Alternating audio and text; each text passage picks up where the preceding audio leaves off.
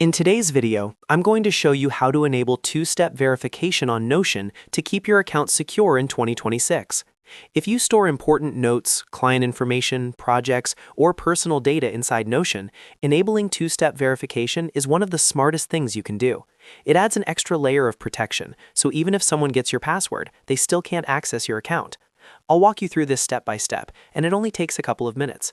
If you find this helpful, make sure to hit the like button and subscribe for more simple Notion tutorials like this. Alright, let's get started. First, make sure you're logged into your Notion account on either the desktop app or the web version.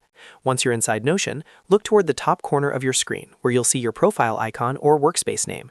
Right next to it, you'll notice a small arrow. Go ahead and click on that arrow to open the main menu. From this menu, you'll see several options related to your workspace and account. Next, in that drop-down menu, click on Settings. This will open the main settings panel for your Notion account. Don't worry if it looks a little overwhelming at first. We're only going to focus on one section. Once you're inside Settings, look at the sidebar on the left. Here, click on Account. This section controls your personal login details, security settings, and account preferences. Now that you're on the account page, scroll until you find the option labeled Two-Step Verification. This is the security feature we want to enable. When you see it, click directly on Two-Step Verification to open the setup options. At this point, Notion will show you information about how two-step verification works and why it's important. To continue, click on Add Verification Method.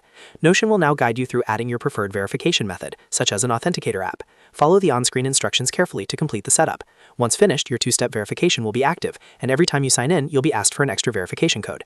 This significantly improves your account security and helps protect your data from unauthorized access.